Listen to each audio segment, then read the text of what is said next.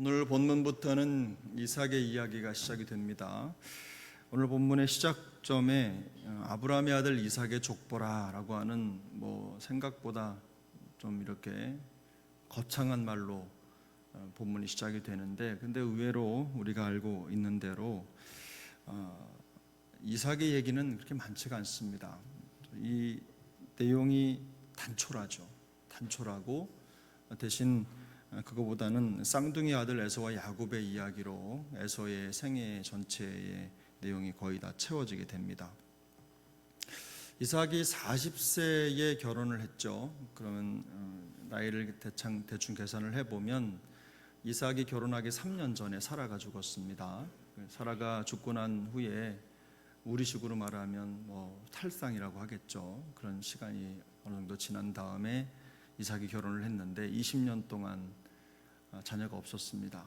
그래서 이삭이 하나님께 기도하죠. 간구해서 하나님은 은혜를 주셔서 그 기도를 들으시고 이제 이삭의 아내 리브가가 아내를 통해 아이를 갖게 되는데, 오늘 성경에 보니까 이삭이 아이를 낳은 때 몇 살이었습니까? 60살이었다 그랬습니다. 생각해 보면 아브라함이 175세에 죽었으니까 이삭이 결혼하고 에서와 야곱을 낳을 때 그때 아브라함도 살아 있었고, 아브라함이 에서와 야곱이 15살 될 때까지 할아버지가 살아 있었던 겁니다. 근데 그런 과정을 가만히 보면 이 이삭의 얘기가 생각보다는 너무 단촐하게 나온다는 거죠. 제가 세대별로 나이를 이렇게 계산을 해보니까 이 에서와 야곱이 아브라함의 영향을 더 많이 받았나 할 정도의 생각을 하게 되는 겁니다.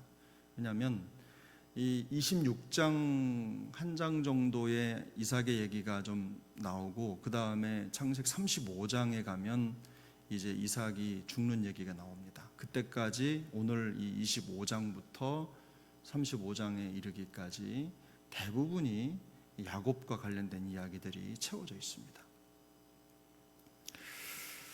이삭이 중요하지 않다는 얘기가 아닙니다. 그의 엄청난 출생의 비밀을 생각해 보면 그의 역사 기록이 대단히 간단하다는 얘기죠. 물론 위대한 탄생의 기억을 갖고 있다고 해서 위대한 삶을 사는 것은 아니지만, 어쨌든 이삭의 인생 여정이 성경 전체 분량으로 따져봤을 때 그렇게 많지 않다라는 생각이 들어서 한번 생각을 해봤습니다. 중요하지 않다라기보다는 이제 이삭과 리브가 사이에 태어난 두 아들의 이야기가 이제 나타나는데, 이 아브라함 이후에 바로 에서와 야곱 이야기로 이어지면서 그 에서와 야곱 이 두 아들이 가지고 있는 갈등이 미래의 민족의 갈등까지 이어지는 큰 그림을 보여주는 하나의 어떤 복선이다라고 생각을 할 수가 있겠습니다. 우리가 이미 알고 있듯이 이삭과 리브가는 그 시대 최고의 인격자였죠. 최고의 선남 선녀였습니다. 이삭이라고 하는 사람은 자라면서 어떤 큰 변화라든지 어떤 어려움이 없었습니다. 모태신앙으로 그냥 편안한 삶의 여정을 유복한 아버지 밑에서 유복하게 자라간, 부자인 아버지 밑에서 유복하게 자라간 거죠. 이삭 그러면 양보의 대가라고 할 수 있죠. 양보 천사 이렇게 불러도 손색이 없는 사람입니다. 성품이 좋았던 것 같아요. 리브가는 어떻습니까? 우리가 알고 있는 대로 리브가를 선택하는 과정에서 보면 리브가는 최고의 성품을 가진 사람이었습니다. 그 당시에 그런 여인이 없을 정도로 외모도 아름답고, 그리고 리브가 생각하면 정말 최고의 성품을 가진 그런 사람이다. 그러니까 최고의 남자와 최고의 여자가 만나서 아름다운 가정을 이룬 겁니다. 멋진 가정이죠.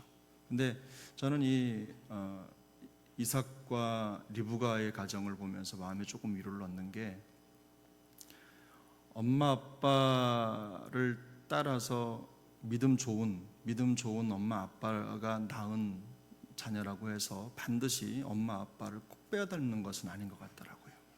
그래서 이게 뭐 긍정적인 면도 있고 부정적인 면도 있지만 이삭과 리브가 정도 되는 우리식으로 말하면 믿음 좋은 가정, 아주 좋은 가문 아닙니까? 그런데 그 두 사람이 낳은 자녀들 에서와 야곱은 태어나기 전부터 뱃속부터 싸웠어요. 그러니까 어떻게 생각해 보면 좋은 자녀들, 성품 좋은 자녀들이 태어났으면 좋았을 뻔했는데 그렇지 못했다는 거죠. 대개는 그 자녀를 보면 그 부모가 보인다 이런 얘기 많이 하는데 적어도 이삭과 리브가의 가정을 보면 그 말이 꼭 진리는 아니라는 걸 알 수가 있습니다. 그래서 우리 그대로, 우리 성품 그대로 뭐 우리 안에서 태어난 아이들이 우리를 꼭 닮는 것은 아니다라는 걸 보여주고 예외가 있다라는 거. 그래서 신앙의 인격적인 성품이라든지 이런 거는 타고나는 기질도 있지만 이후에 훈련되고 세워지는 과정이 훨씬 더 중요하다라는 것을 우리가 어느 정도는 짐작할 수가 있습니다.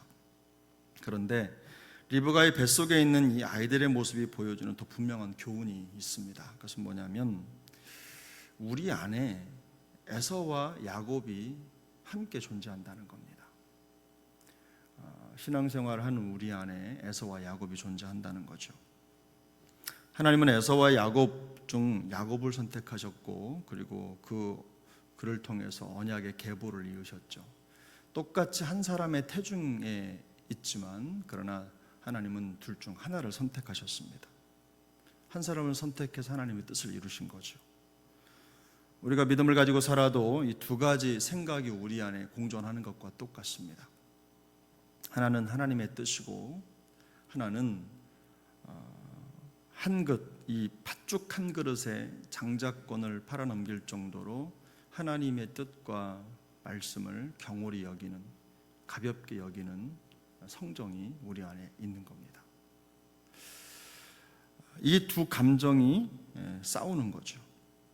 지극히 인간적이고 감정적인 감정이 우리 안에 있고 또 한편으로는 하나님의 뜻도 있습니다.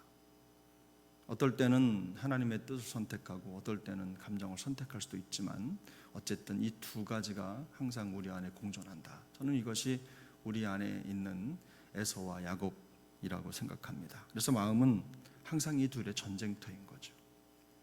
그래서 사도 바울은 이런 얘기를 했습니다. 로마서 7장에 보면 그러므로 내가 한 법을 깨달았노니 곧 선을 행하기 원하는 나에게 악이 함께 있는 것이로다. 내 속사람으로는 하나님의 법을 즐거워하되 내 지체 속에서 한 다른 법이 내 마음의 법과 싸워 내 지체 속에 있는 죄의 법으로 나를 사로잡는 것을 보는도다. 오호라, 나는 곤고한 사람이로다. 이 사망의 몸에서 누가 나를 건져내랴. 사도 바울이 자기 안에 일어나는 성령과 자기 육신의 정욕이죠. 이것이 싸우는 과정을 묘사한 것이죠. 마음이 영적인 전쟁터, 싸움터라는 겁니다. 씨름터라는 거죠.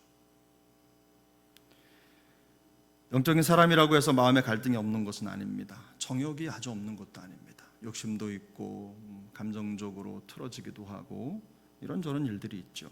마음의 전쟁터에서 치열한 싸움을 싸우면서 육체의 소욕을 누르고 성령을 따라 행하기로 결정하는 것, 선택하는 것, 이것이 바로 영적인 승리의 승패의 갈림길에서 우리의 길을 인도해 간다는 겁니다. 하나님은 항상 우리를 이끄십니다. 한 번도 우리를 이끌지 않으신 적이 없습니다. 항상 인도하시죠. 그러나 우리 안에 항상 있는 또 다른 것이 바로 이 에서와 같은 마음입니다. 하나님의 마음을 경홀히 여기고 가볍게 여기고 하나님의 뜻을 가볍게 여기는 마음과 하나님의 뜻을 따라야 하는 또 다른 야곱이 우리 안에서 전쟁을 치러서 이 둘 사이에 어떤 게 이기느냐, 어떤 쪽으로 가느냐에 따라서 우리의 삶의 방향이 결정되는 거죠.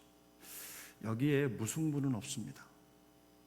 서로 양보해서 적당히 이 정도쯤이면 되겠지라고 하는 기준은 없어요.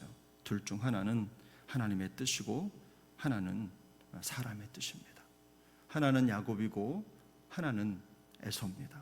하나는 에서의 진영이고 또 하나는 야곱의 진영이라는 거죠. 내 마음의 영토가 어느 쪽을 향하고 있느냐에 따라서 그 사람의 하루의 여정이, 한 달의 여정이, 한 해의 여정이, 일생이 결정되는 것입니다. 우리는 매일같이 이런 영적인 싸움을 하고 나서야 하나님의 뜻을 선택하는 하나님의 사람으로 살게 되는 것입니다.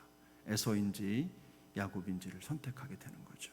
오늘도 그냥 평범한 하루 같지만 우리는 수많은 에서와 야곱의 싸움을 마음속에 치러야 할 것입니다.